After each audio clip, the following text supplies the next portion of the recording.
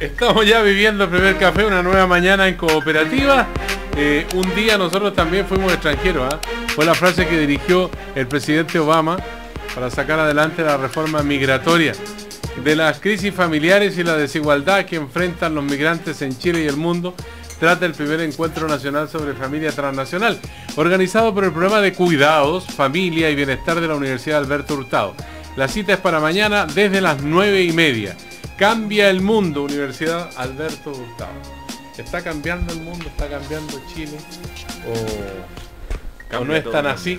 Una pregunta que uno podría formularse. Vamos a ver si hay respuesta para todos los problemas que tenemos en carpeta. Con don Jorge Correa Sutil, abogado, presidente del Tribunal Supremo de Moquetaquistiano. Ya, por suerte. Ah, ya no eres. No, he sido liberado de esa carga después de 4 años de ejercicio. ¿Ah, sí? Sí, ¿Cómo en que el esa plazo. carga? Tú eres un Es una carga dura. Juzgar gente es una carga siempre muy dura. Pero ya tienes experiencia, porque los abogados siempre hacen juicio. También estuviste en el Tribunal Constitucional. He tenido experiencia juzgando gente. Y es una tarea muy delicada y muy dura. En un Tribunal Constitucional que era más tranquilo el ambiente que había, eso sí, ¿eh? No, sí, tenía lo suyo también. ¿Sí? Me tocó la píldora el día después, el Transantiago, varias cositas de aquellas que... Vamos a ver cómo votó Jorge Correa frente a estos cada temas. uno de los casos. Hay que revisar los archivos. ¿Quién habla? Es Adriana del Piano, magíster en Ciencias de la Educación. ¿No está en 2020? Ya no estoy en 2020. ¿No? Tuve 5 años de directora. No, actualmente estoy independiente, pero de asesora a ella, al ministerio. El Ministerio de Educación depende de ella. O sea, Sí.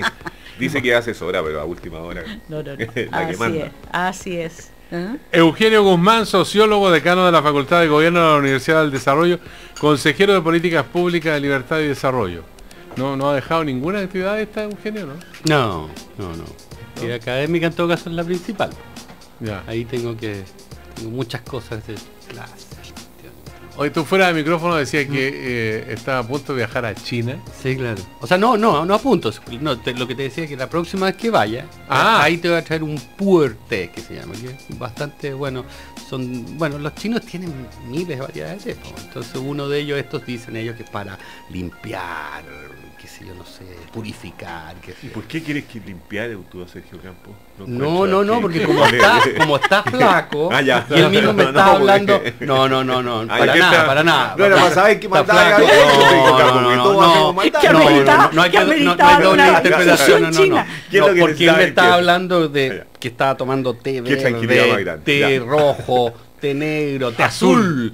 Yo no sé, Sergio, si aquí se analizó los días pasados, yo no pude escuchar todos los programas, esta instalación de los chinos en el sur de Argentina, a mí me parece un hecho insólito. O sea, cuánto va a empezar a atraer, sea por temas de espacio, sea por temas del agua, sea por transparencia de los cielos, una base militar china en el sur. Es un hecho que por lo menos debiera ameritar un comentario. ¿Y qué alcance tiene? Porque ese es el punto. Yo no sé qué alcance tiene una base militar. Es para rastrear satélite. Es militar, es para rastrear satélite, y me parece nunca habíamos tenido por lo menos ese antecedente hasta que aparece ya en plena construcción. Y no sé, habrán otros expertos que sabrán mejor qué significa, qué se rastrea desde el sur, que no se rastrea desde el hemisferio norte, digamos. Pero es una base que está a 60 kilómetros de la frontera con Chile. A mí me parece que es un tema, a lo mejor entre todos los invitados que tú tienes, de repente hay algún más experto que los que estamos en esta mesa para Jorge, hacer un análisis. Jorge sabe más de estas cosas. Bueno, ustedes saben que se criticó en Argentina este ministerio de la base china, esto de la provincia de Neuquén, y el gobierno ha mantenido secretos de acuerdo con la información que se publicó en Buenos Aires. Se trata de 200 hectáreas en la Patagonia. Un poco para... Es que las hectáreas no es lo significativo, 200 hectáreas en la Patagonia es nada. El tema es qué difícil si una vez que ya llegaste a un acuerdo con una potencia de esa naturaleza, instalártela en tu territorio. ¿De qué acuerdo de intercambio o compra? No sé, parece que los argentinos tienen derecho también desde esa base a mirar o rastrear sus satélites o los que les interesen. Será un acuerdo que seguramente debe tener compensaciones de otra índole, no solo de observación astronómica, pero lo distinto respecto a bases que nosotros también tenemos instalaciones en el norte con la Unión Europea, con sí, pero esas son científicas, son científicas, son civiles, etcétera. Entonces hay un hecho ahí. Aquí hay un ex subsecretario del Interior, yo no sé si eso es materia de preocupaciones de relaciones exteriores o de interior, pero a mí me parece que es un hecho que no debiera pasar sin que se supiera o tuviéramos claro cuál es el sentido de esta instalación en nuestra frontera. Bueno, como dato para ilustrar la conversación con la audiencia del Primer Café, se sabe que China gozará de una exención impositiva durante 50 años en estas 200 hectáreas, que sus leyes y no las argentinas regirán la actividad de los ciudadanos chinos que allí se desempeñan, que la Argentina no podrá interrumpir las actividades normales que se desarrollen en la base y que Argentina solo podrá hacer uso de las instalaciones el 10% del tiempo de trabajo de la estación, equivalente a 2 horas y 40 minutos por día. ¿Se puede entender eso como casi inmunidad? Un estado dentro de un mini estado. O inmunidad como es una embajada, no pero sé. yo creo que puede ser también como el Peñón de Gibraltar, como puede haber sido Guantánamo en Cuba, no sé, son instalaciones que quedan dentro de un territorio que cambia de alguna manera la geopolítica de ese territorio, eso es evidente. Bueno, tareas de exploración del espacio profundo, las describieron las que va a desarrollar esta misión china. Y eso es más o menos el panorama que hay. Un poco se sabe en realidad. Jorge Correa. Yo amanecí enchufado con el caso Soquimich, así que... Nos vamos directo. No estoy por los chinos. Tocar temas más cercanos. Oye, y con la discusión del binominal. Bueno, pero a propósito de esto de los chinos, del viaje a China, acá del profesor Eugenio Guzmán, que se va a hacer este año seguramente. No, China es uno de los países, digamos, de mayor crecimiento, con mucha fuerza, a pesar que se ralentizó la economía, van a crecer este año alrededor del 7%, pero tiene unos focos de corrupción impresionantes. O sea, nosotros somos como especie de los chilenos, como niños de pecho frente a esta situación. Tú mencionabas el caso Soquimich, que en este momento tiene varias facetas. Por una parte, ha habido una impugnación a impuestos internos en el sentido de que no se querellaba, pero dice que ahora están disponibles para entregar todos los antecedentes, que van a emprender acciones de carácter legal. El Tribunal Constitucional, por su parte, tiene también ahí en estudio una situación pendiente para el miércoles de la próxima semana para pronunciarse sobre el fondo. Hay un cuestionamiento sobre el ministro Letelier, que forma parte también de esta instancia constitucional.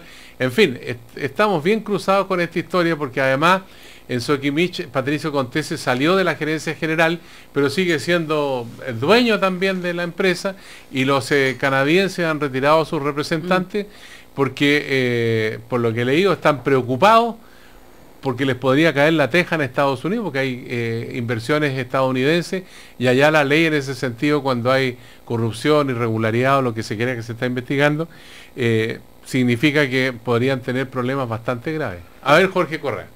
Es severísimas las normas norteamericanas, por eso que está... qué vendaval, Sergio Campos, ¿no es cierto? Qué cantidad de estragos y cambios produce, pero en medio de ello, a mí me parece que es tremendamente alentador que el Servicio de Impuestos Internos haya finalmente anunciado, porque no ha implementado, anunciado 2 decisiones de ese calibre. La primera, de que va a entregar todos los antecedentes que le vinieron de Soquimich a la Fiscalía, y la segunda, que va a presentar una denuncia. A mí me parece muy importantes y satisfactorios esto, porque este asunto hace mucho rato que había dejado de ser un asunto tributario, había dejado de ser un problema de recaudación de impuestos, que es el foco que el Servicio de Impuestos Internos tiene que ponerle, para pasar a ser un problema que supera con mucho eso y que dice relación con la corrupción y con la relación entre el dinero y la política.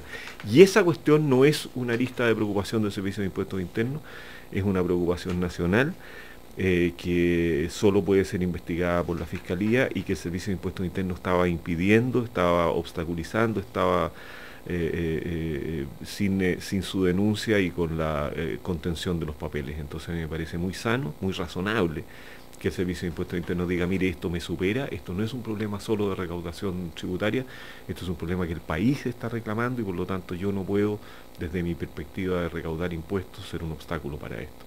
Así que me alegro y yo creo que lo que cabe esperar ahora es que se ejecuten estos anuncios a cabalidad y sin ninguna letra chica, o sea, que se entreguen todos los antecedentes que le han entregado y que se haga una denuncia por todo el periodo que se ha entregado, porque ya una vez tuvimos la noticia de que el Servicio de Impuestos Internos había dicho que se podía investigar todo lo de Soquimich y luego lo redujo a un mes.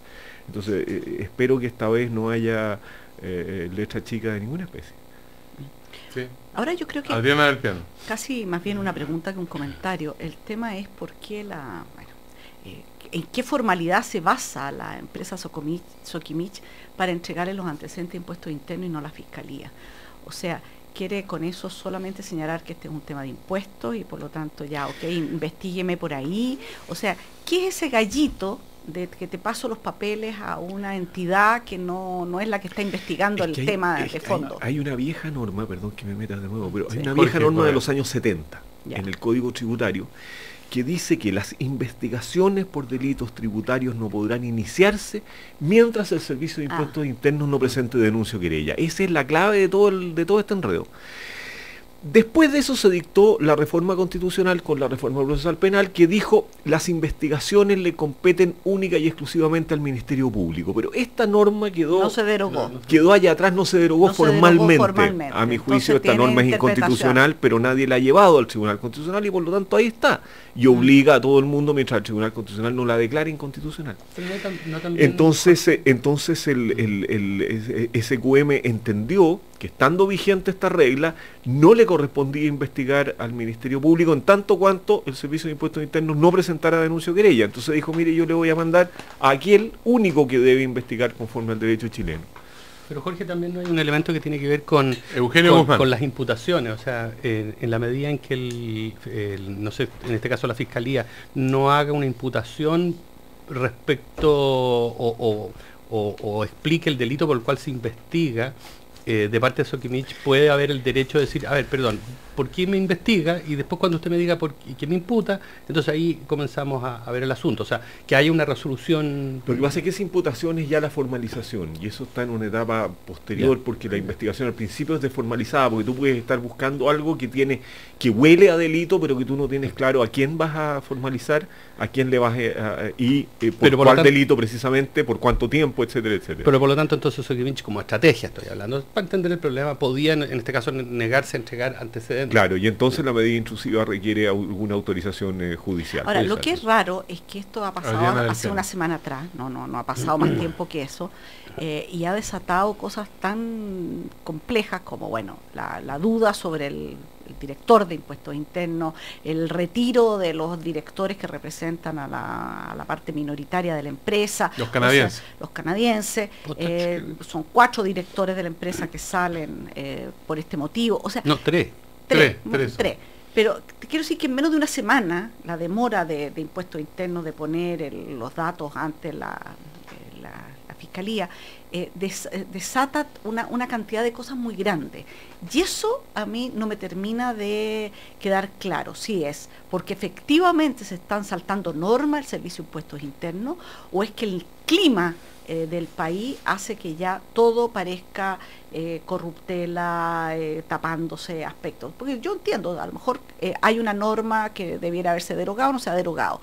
En virtud de la situación le entregaron los antecedentes. Impuesto Interno tendrá que mirar qué es esto y presentar su propia querella o entregarle a la Fiscalía, en este caso, ¿no? El tema.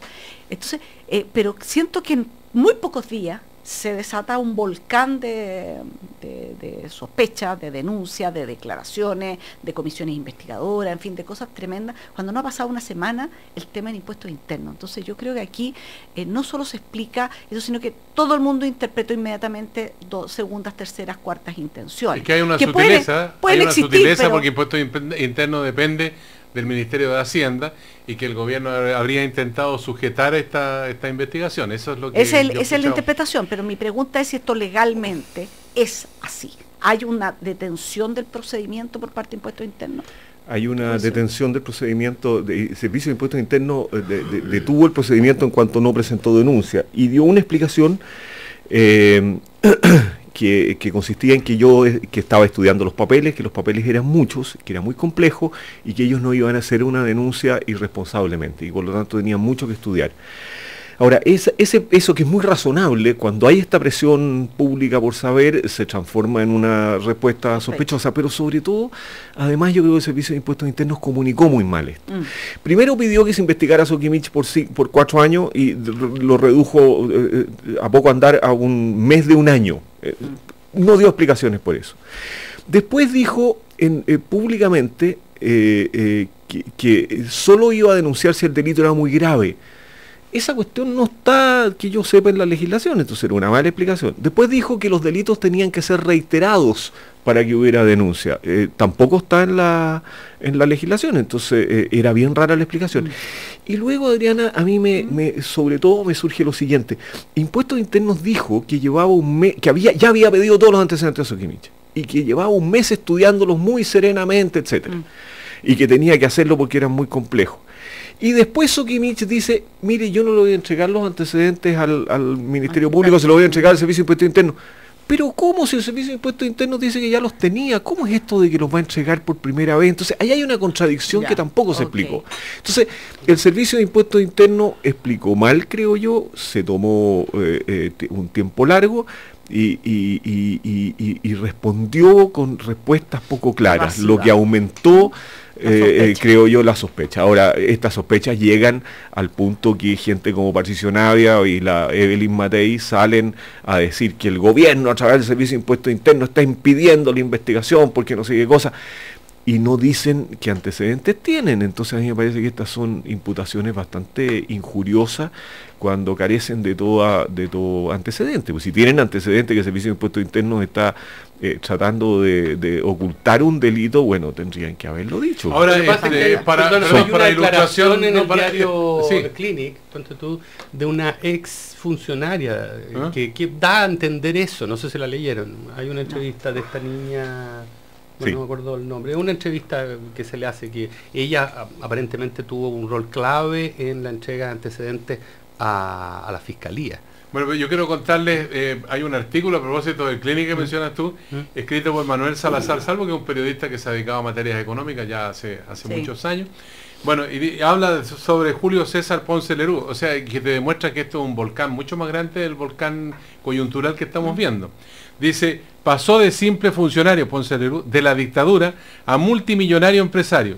Varios miembros de grandes grupos económicos fueron beneficiados por Ponce Lerú cuando ostentaba cargos en el gobierno militar y luego han formado parte del directorio de Sokimich como Wolf von Happen, Hernán Vigi, Juan Hurtado Vicuña, Juan Rasmus y Patricio Contese, el último gerente general de la compañía que acaba de ser despedido por el directorio luego de solicitar al Tribunal Constitucional paralizar la investigación en contra de Sokimich.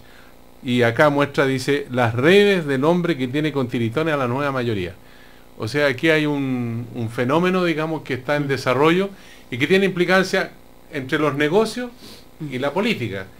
Porque, bueno, ya la alianza está involucrada con la UDI, con el caso Penta, y también aquí hay algunos personeros que tienen que ver con esta historia, digamos.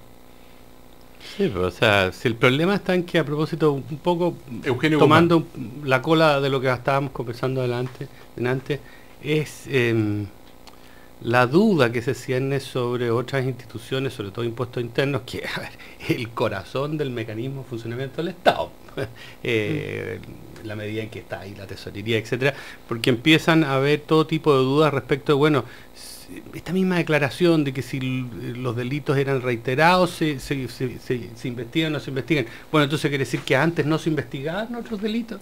¿Significa eso? Entonces, yo creo, fíjate, que estamos en una situación, y soy bastante pesimista. ¿En qué sentido? En el largo plazo todas estas cosas, uno dice, van a ser para mejor. El problema es que siempre es el corto plazo, es siempre el hoy día. Como toda crisis, tú sales a la calle y no sabes lo que va a ocurrir, y eso es una crisis. Entonces, evidentemente, tienes déficit hoy día. Y yo creo que hay daño que no veo cómo los vamos a reparar, porque se va produciendo dos lógicas. Una lógica de profecía autocumplida en el sentido de decir, ver que estaba todo mal, estaba todo podrido, y por lo tanto no hay ninguna razón para que mejore. Y la otra es una búsqueda permanente de culpables en todos lados, porque todos quieren salvar su reputación, evidentemente, de todas las instituciones. en todas las instituciones afectadas. Y esos dos ingredientes no creo que en el largo plazo tampoco sean muy buenos para, o no visualizo yo en el corto plazo soluciones muy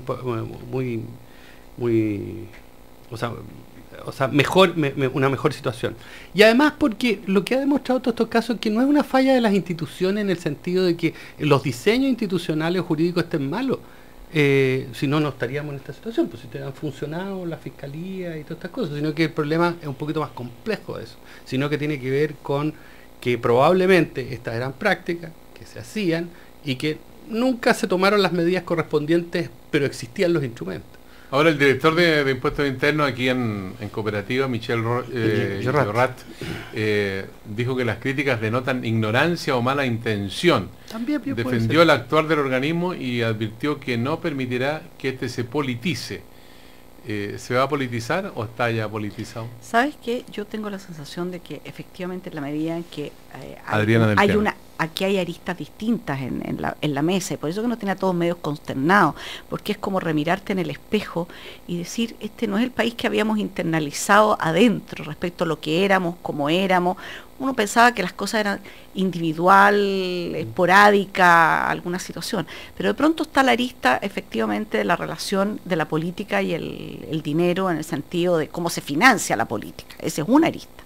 Está toda la arista de la ganancia fácil, y que es un tema súper cultural que se nos fue instalando, o sea, la legitimidad aparente de una cosa que el tema entre la ética y la legalidad, que yo creo que es un tema muy muy complejo, y yo creo que lo que nos está pasando, yo creo que nos duele, nos enreda, pero yo, a diferencia tuya, yo creo que soy optimista en el sentido de que esto nos va a sacar cosas que antes no parecían dramáticas, hoy día sí parecen dramáticas. Hoy la gente no se conforma, y perdón que lo liga con otra cosa que no tiene mucho que ver, pero no se conforma con lo que te dijeron formalmente mientras no tienes comprobaciones reales o antecedentes que te convenzan de que las cosas son así.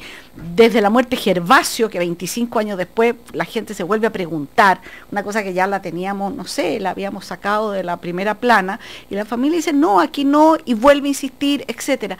Hay temas que han ido apareciendo y que después se nos desaparece por las noticias, pero ¿qué ha pasado con Frei Montalva? ¿Qué ha pasado con un conjunto de situaciones que la gente dice, ¿sabes qué? No estoy para tragarme ni en la política, ni en este arista de Soquimich, ni en la de Cabal, ni en la de Penta, cuestiones que a mí no me dejen claro que las instituciones funcionan. Y yo creo que este esfuerzo, Sergio, lo tenemos que realmente, primero, conocer la verdad completa, y por otro lado, realmente rearmar y cautelar. Yo comparto con Eugenio, de que a lo mejor no es el tema del diseño institucional, sino cómo lo estamos aplicando y cómo las personas que se ocupan de determinadas tareas no han estado todo lo riguroso que esto corresponde. Y esto culturalmente, no quiero sacar los balazos, yo creo que hay un tema específico que vamos a hacer, pero culturalmente nos va... mira, ayer entrevistaron a un señor y decía así, no, mira, yo uso más el metro cuando quiero no pagar en el Transantiago, pues yo no pago el Transantiago, y lo decía al aire. Entonces, tú dices, hay algo en nuestro modo, que cómo fuimos construyendo un modo de ser que permita que estas cosas no tengan sanciones en lo grande, en lo regular y en los chicos. Y evidentemente, si ese señor ve lo que está pasando a nivel de los más poderosos, los más ricos, los más... estoy pagando yo el Transantiago. O sea, se te genera una cultura completa, y yo creo que ese tema es el que tenemos que cautelar, y contra ese tema yo después quisiera hacer alguna acotación respecto de una personera pública como es Evelyn Matei, que realmente con una frivolidad increíble, dispara sobre cosas que no tienen nada que ver, pero dispara que algo queda, y va generando más sensación de que esto es una cosa que nos envuelve a todos, que esto es el caos nacional. Yo creo que el tema no es así, yo creo que la gente está pidiendo explicaciones que antes no se habría planteado, que queremos saber lo que pasó efectivamente, que se castigue el gobierno, y tenemos que reconstruir institucionalidad, pero casi de modo cultural, es decir, cómo nos relacionamos, cuál es el tema que la ética se juega en el gran negocio y en el pase del metro también. Ahora, déjame decirte una cosa respecto por qué es mi pesimismo, en el sentido, o sea, pero mi pesimismo de largo plazo, en el sentido de que, o sea, o es del corto plazo, es más bien dicho, porque claro, le decía a Jorge un poco antes del programa, no es cierto, es bastante razonable pensar que en el mañana vamos a estar mejor. Es por lo siguiente, que hay una sutileza, y que tú la mencionaste, que tiene que ver con lo siguiente, que hoy día nos estamos percibiendo como un país corrupto después que nos percibimos como un país no corrupto, y eso en cosa de un segundo. Y eso a mí me parece que es una exageración. Sí, y porque es una exageración, porque Chile no es, ¿para qué vamos a nombrar países? Porque entonces ahí no comparemos. No hay que comparar, pero Chile no es muchos otros países. Entonces ahí ahí está la sutileza de que entonces algo está funcionando mal para que tengamos un juicio tal que todo lo que tenemos es malo, todo lo que se ha hecho es malo, este país no ha pasado nada, es como que es el mismo país de siempre, y que bueno, hay algunas cosas mejor, pero en el fondo está podrido. Y ese juicio que yo lo percibo, no voy a culpar a nadie, pero lo percibo que está dando vuelta, me hace pensar que nuestra forma de ver las cosas es blanco-negro, es prendido-apagado, es dicotómica, es paratáctica incluso, es atemporal, como que la historia no existió, como que no hay pasado, como que no hay contexto. Y eso es lo que me preocupa, en ese sentido me parece grave. Jorge Correa Sutil. Yo discrepo, ¿eh? ¿De todos o de mí? De todos. De todos. Con la tercera vía. Siempre la tercera vía. No, de esta afirmación de que nos estemos percibiendo como un país corrupto. No. ¿Tú crees que no? Yo creo que cuando el país se escandaliza, porque la corrupción finalmente, ¿qué es lo que es? No consiste en que un tipo se salte el IVA, no consiste en que un señor le pague una coima, consiste en que eso ocurra y las instituciones lo tapen. Exactamente. Ahí hay corrupción. Exactamente. Entonces yo tengo la sensación de que lo que la gente está percibiendo es que hay más diablos de los que uno había calculado. Pero no hay riesgo de corrupción en la medida en que hay reacciones así de sanas y de escandalizadas. Por el contrario, cuando los países se acostumbran a esto, creo yo que hay riesgos de corrupción. Lo segundo, un segundo nada más, que me gustaría decir es lo siguiente. Esto entre cultura, instituciones, diseño institucional y instituciones operando. Yo creo que hay un amigo mío gringo que dice que en América Latina los diseños institucionales son todos geniales, pero no funcionan. Yo creo que el problema que nosotros tenemos, más que un problema de diseño institucional, es que las cosas funcionen. Y yo creo que lo que estamos viviendo es una instancia en la cual las instituciones están funcionando. Y yo decía en otra parte que probablemente el juicio Penta va a significar más recaudación en el año 2016 que toda la reforma tributaria junta, porque se provoca un temor muy grande y la gente cambia sus prácticas y cambia por lo tanto su cultura a partir de un escándalo. Y decía también que el caso Penta va a traer mucho más limpieza en la relación del dinero y la política que todas las medidas que la comisión asesora pueda promover. Porque más allá que eso, que es la memoria colectiva, la sensación de que si hacís una de estas diabluras podéis terminar en un juicio como terminan estos caballeros. Entonces, estas cuestiones difícilmente van a volver a pasar, aunque no reformen la institucionalidad, producto de que diste un golpe muy certero. Entonces, a mí me parece que estos episodios finalmente son muy, muy valiosos y te llevan a cambiar la cultura y te llevan también a mejorar las instituciones, que algo hay que mejorarlas, es cierto, pero no es un problema tanto de diseño institucional como de interés, como que la cosa no funciona, porque cuando funciona, porque hay gente y con las mismas instituciones, y está funcionando y está produciendo un impacto sobre la tributación y sobre las relaciones acerca de lo legal y lo ético. Aquí en el primer café, en una nueva mañana en Cooperativa, vamos a hacer una pausa. En nombre de Caja Los Andes, que está contigo siempre. Asesórate con ellos antes de solicitar un crédito. Infórmate, cotiza y compara. Ingresa a cajalosandes.cl. Si te cambia la cara es porque está mejorando tu vida. Caja Los Andes, para que juntos vivamos mejor. Breve pausa con Jorge Correa Sutil, Adriana del Piano, Eugenio Guzmán. Primer café, una nueva mañana en Cooperativa. 32 grados se anuncian para hoy. Marcos Concha, ¿por qué no nos refresca con unos consejos?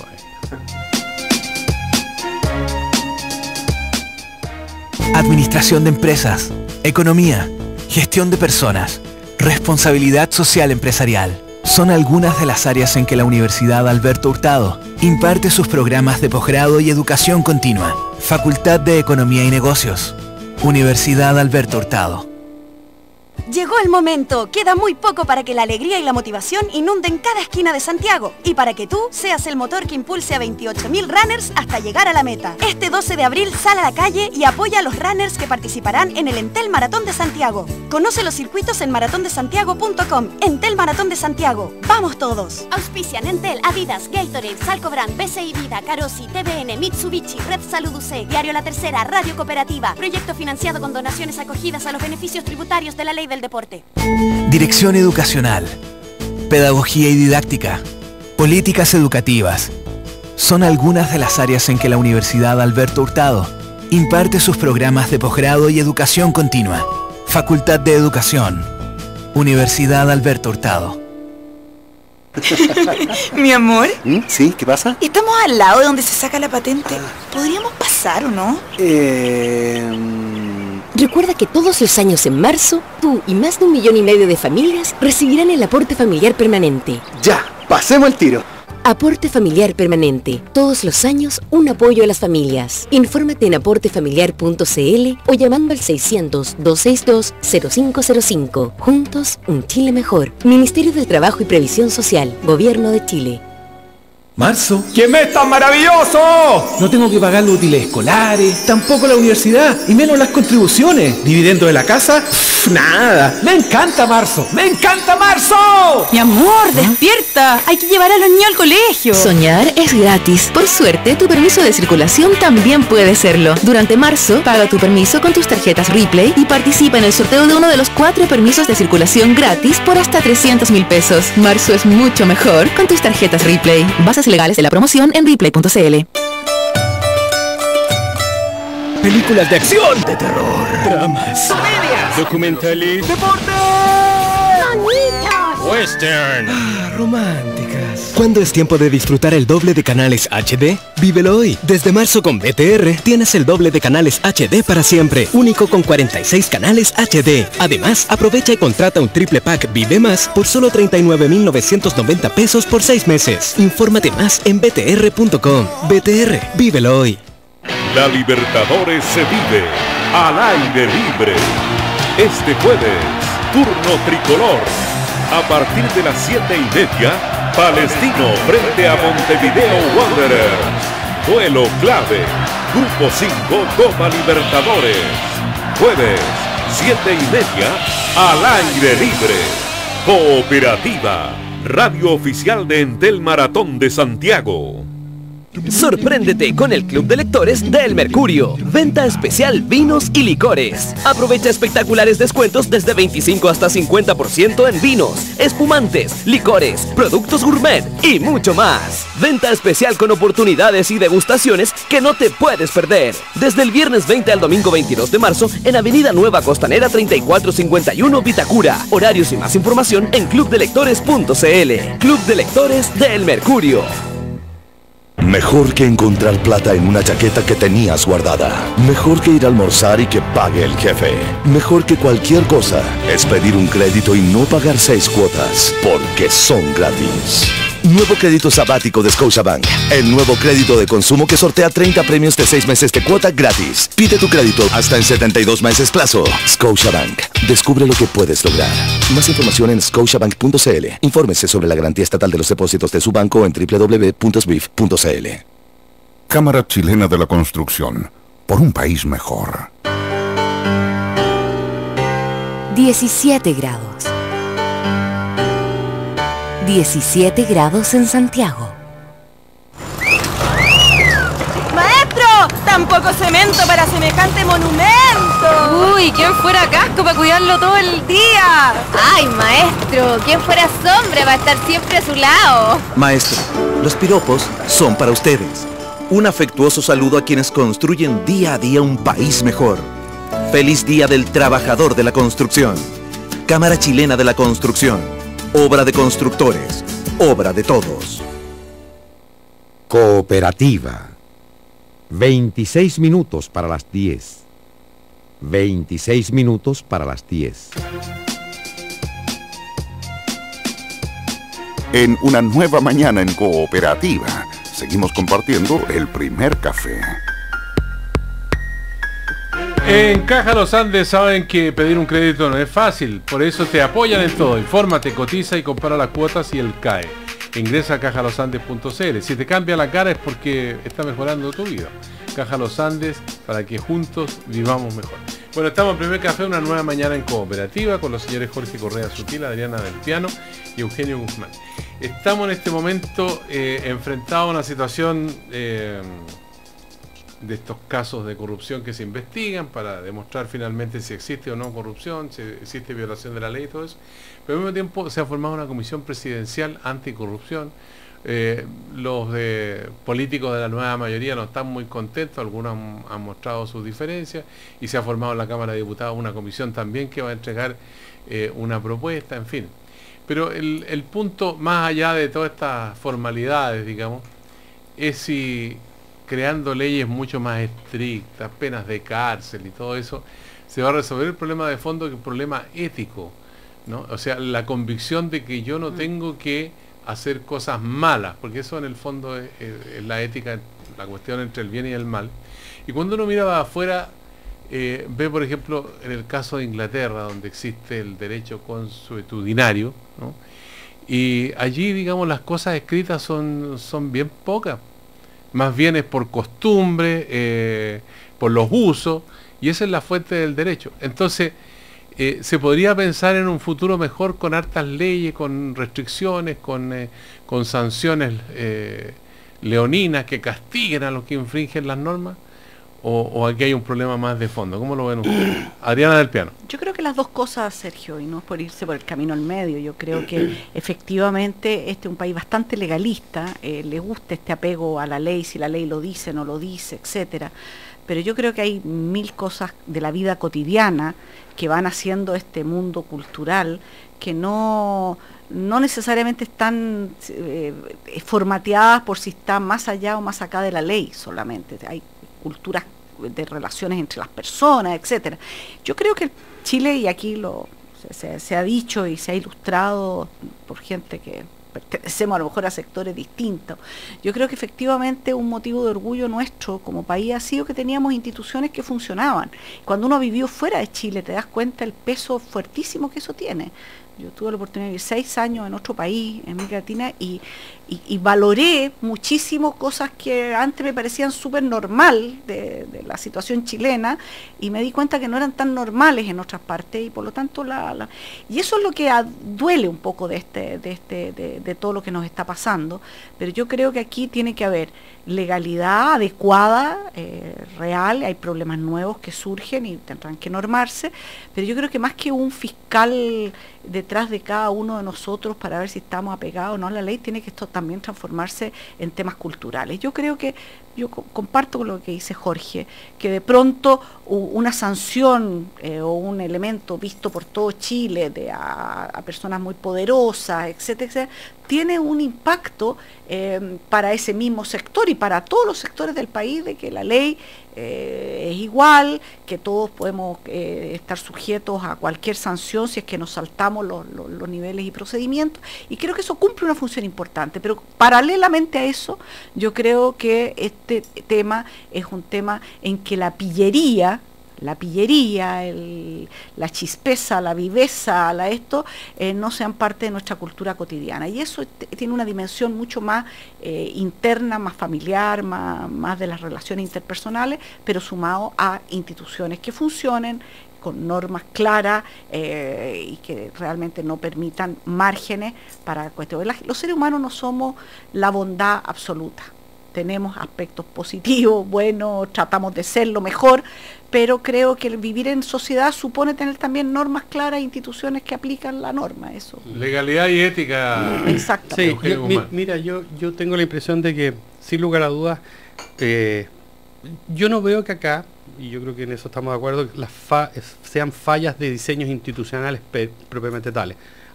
Se pueden hacer contribuciones, ya sea el financiamiento público de un nuevo diseño institucional que, ¿no es cierto?, es solidario y subsidia a otras instituciones para mejorar el tema dinero en la política.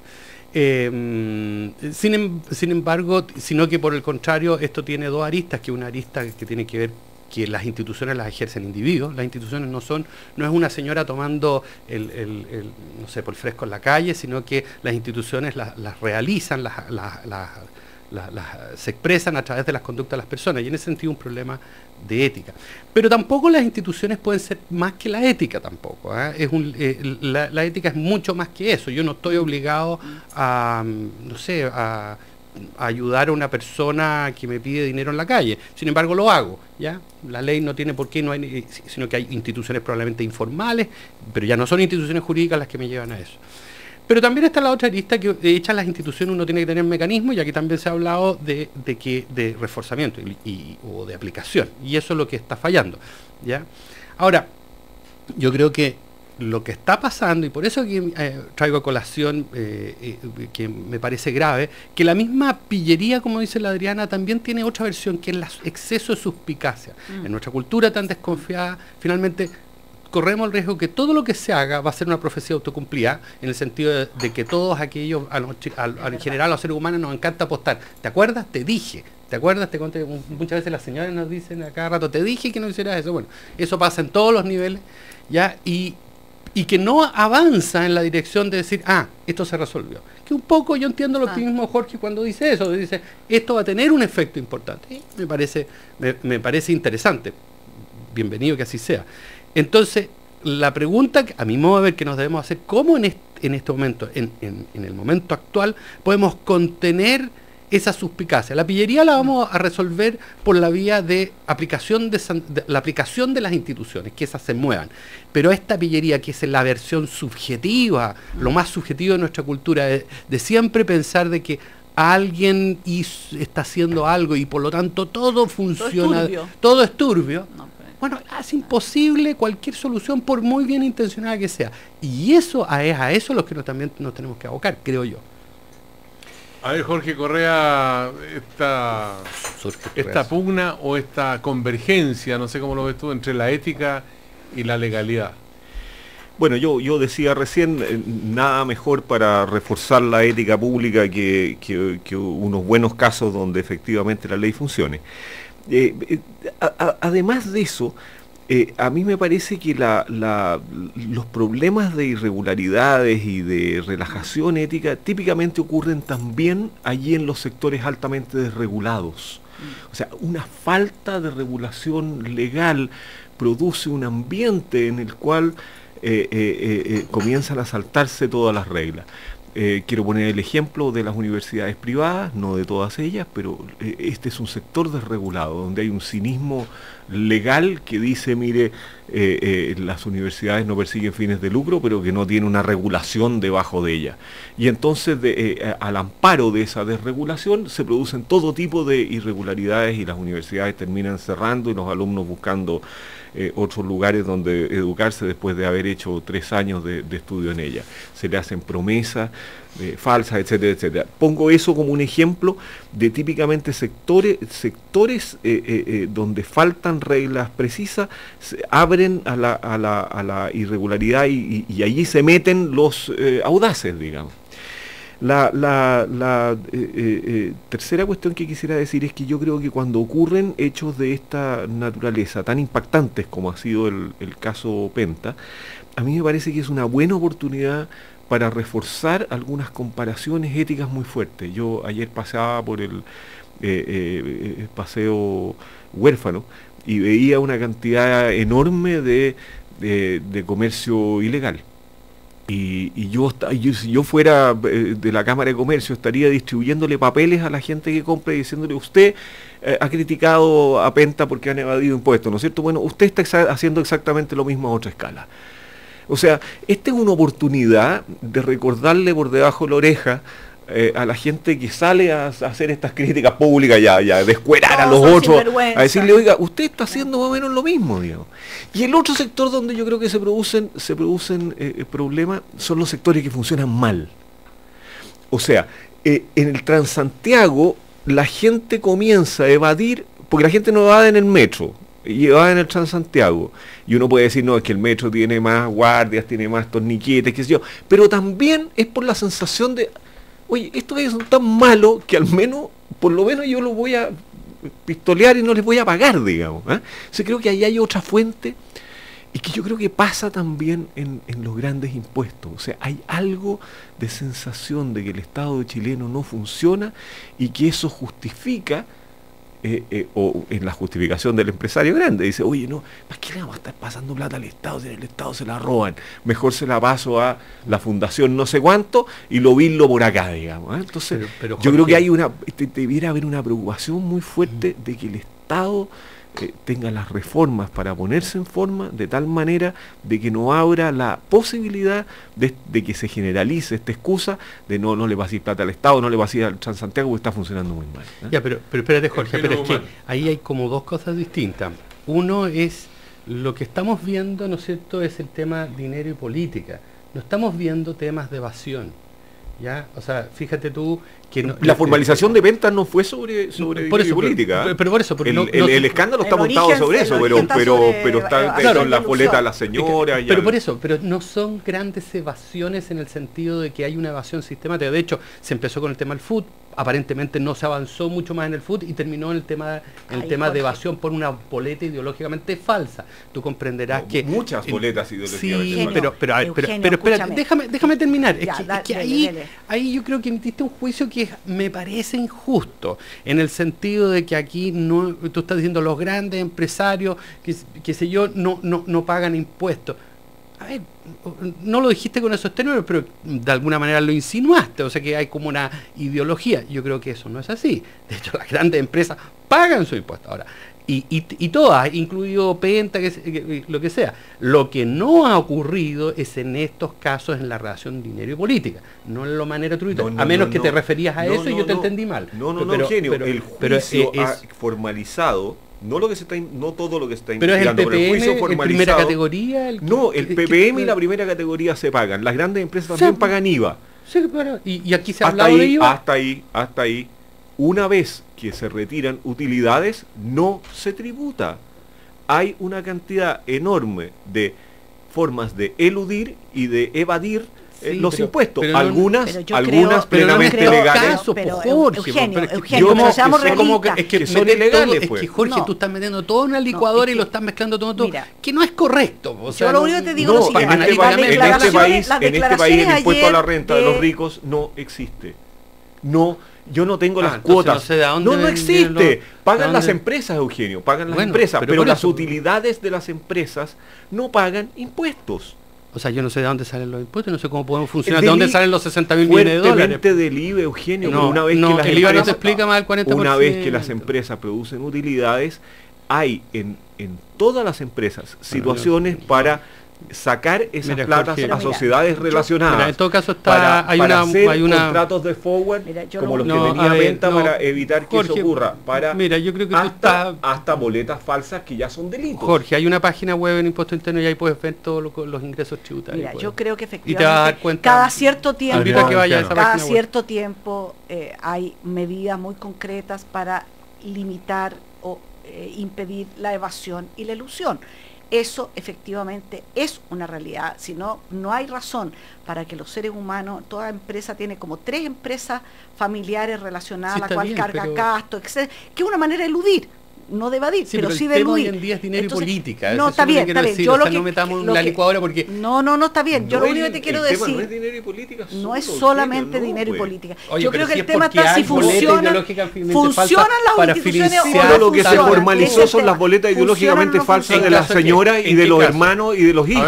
Hablemos de a uno, así nos entendemos, que la gente dice, oye, esta gente está y no sabemos por qué pelean.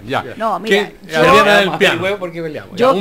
un minuto para cada uno para que yo creo que efectivamente lo que hemos estado discutiendo es el arista y el tema de traspaso de plata a la política, que está más allá de lo que está permitido, lo que las normas señalan, la transparencia, porque hay un conjunto de leyes que permiten financiar la política y estos son financiamientos excesivos que además evaden impuestos y además quedan en una zona negra o gris por lo menos. Ese es el tema y esto habrá que por otro camino ver cómo se financia la política, cómo tiene límites además el gasto electoral y otro tipo de cosas. Ese es un punto. Pero efectivamente esto lleva a un conjunto de situaciones que nos muestran cómo el bien común el bien común, que de alguna manera se financia con los impuestos que pagamos todos, los chicos, los grandes, todos pagamos impuestos a través del IVA o a través de impuestos a la renta o a través de impuestos a las empresas. Aquí hay temas que sí son, que se han instalado como una práctica, que es el tema de la evasión y la elusión. Yo creo que eso no es que estemos ofendiendo a nadie, Navarro ayer, ¿cómo se llama? Andrés Navarro. Andrés Navarro, él dice, mira, por suerte mis situaciones están prescritas, pero yo financié, lo dice así, están prescritas, pero yo financié a un conjunto de candidatos a través de imprimirle no sé qué, no sé cuánto, a través de otra empresa, no sé, como un hecho natural para eso. Hoy eso ya no es tolerable, hoy no es tolerable. Entonces yo creo en esto, para quedarnos con una sensación más clara, que así como se fueron corriendo los cercos por desregulaciones, por hechos no conocidos, porque no estaban las redes sociales, porque etcétera, etcétera, yo creo que hoy día los límites a eso son más estrechos, y yo creo que efectivamente, y esto comparto contigo, Eugenio, que junto con cómo mejoramos las prácticas, también cómo no cualquier hecho levanta un manto de duda infinito, etcétera. Y solamente quiero decir, la presidenta tenía todo el derecho a armar una comisión de seres, de sabios de la tribu, como diría yo, de personas que le entregue antecedentes. Oye, a propósito de las redes sociales que menciona Adriana del Piano, hay opiniones acá de Samuel Bello, Álvaro Herrera, Marcelo Poblete. Álvaro Herrera dice, Chile es un país legalmente corrupto.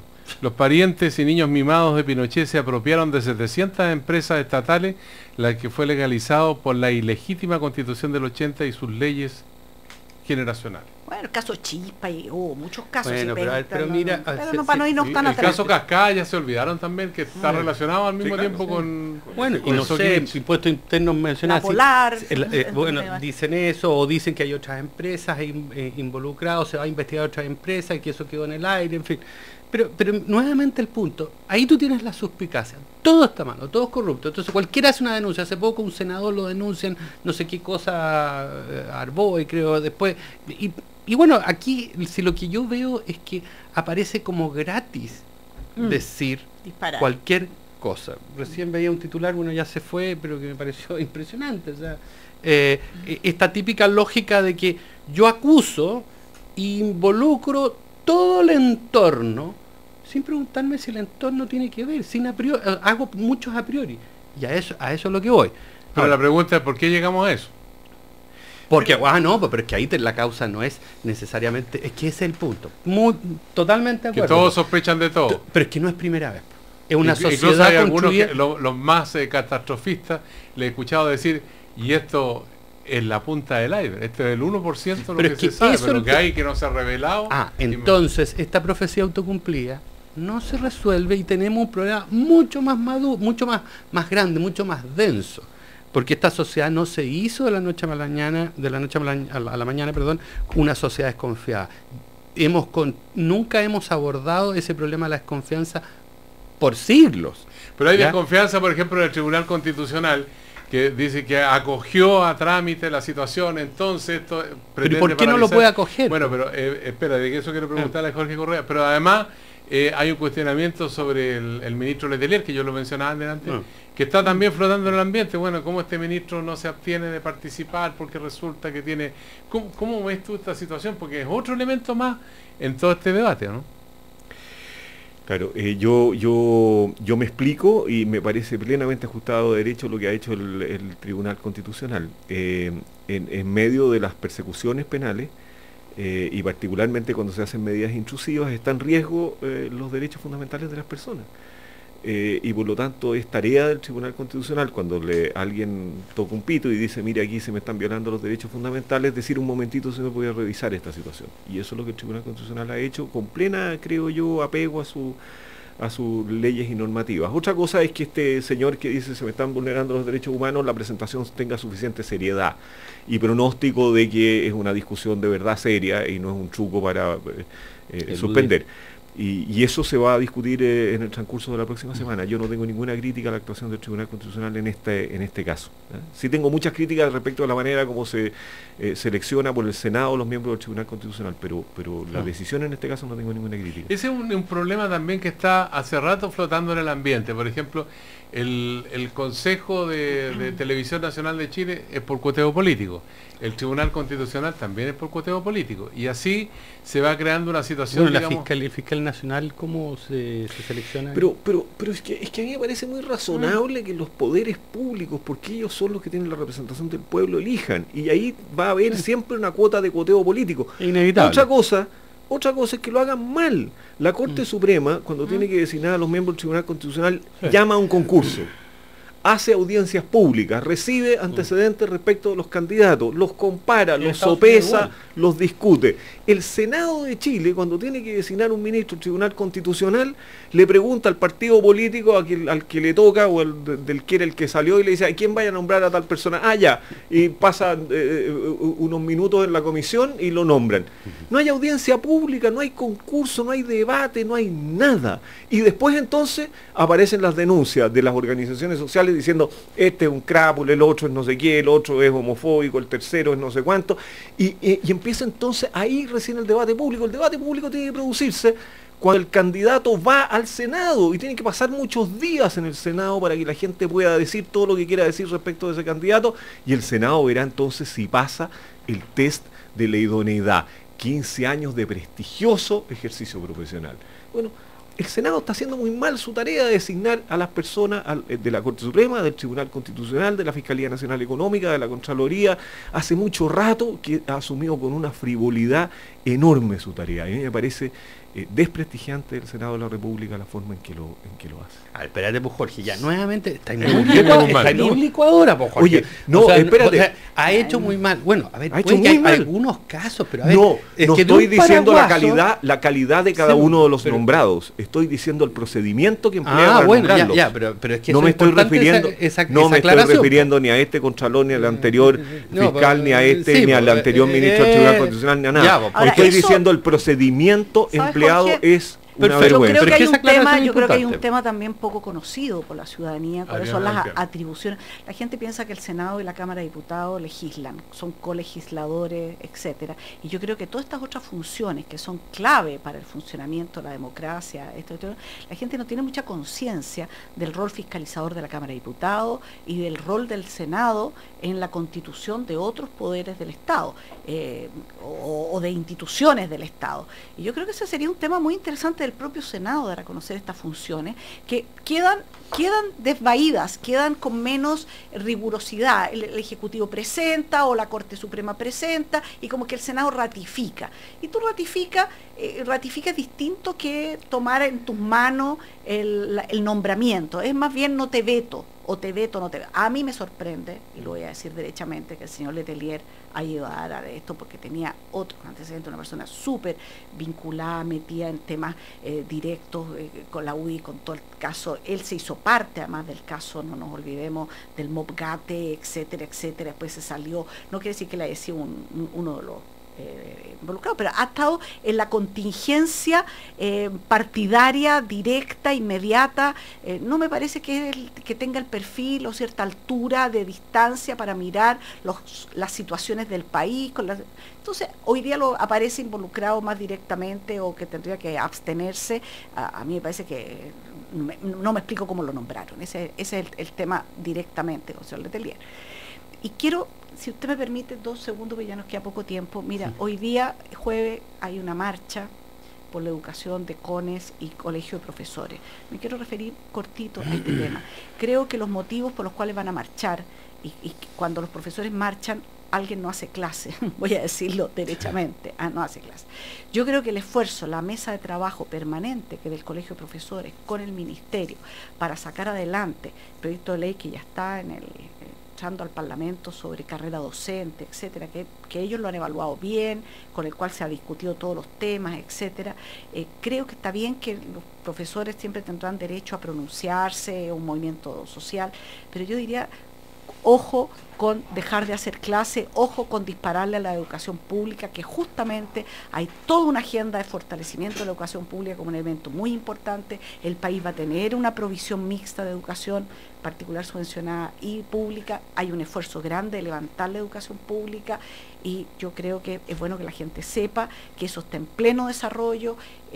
Entra la ley de carrera docente y a continuación entra la ley de desmunicipalización, y por otro lado hay una agenda enorme de fortalecimiento de la educación pública que se pacta con la Asociación Chilena de Municipios y con los alcaldes en particular, y todo eso va en esto. Eugenio Guzmán, minuto de confianza, y después Jorge, pero un minuto nomás. Un minuto nomás. Sí.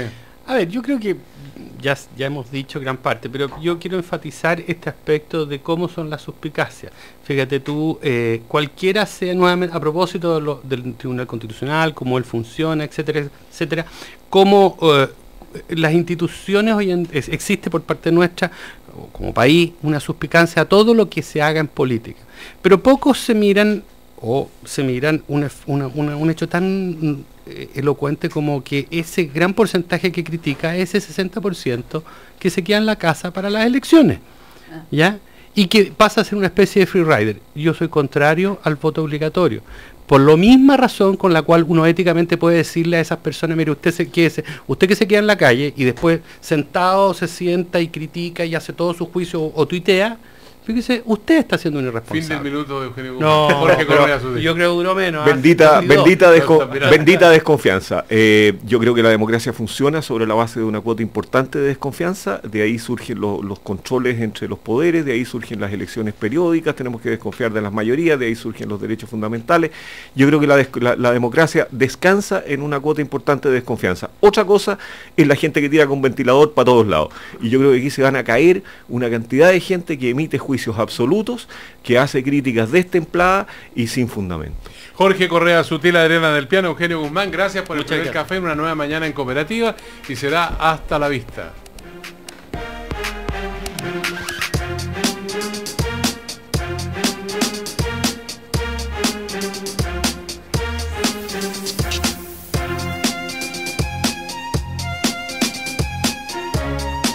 El primer café en Cooperativa fue presentado por Cambia el Mundo, Universidad Alberto Hurtado.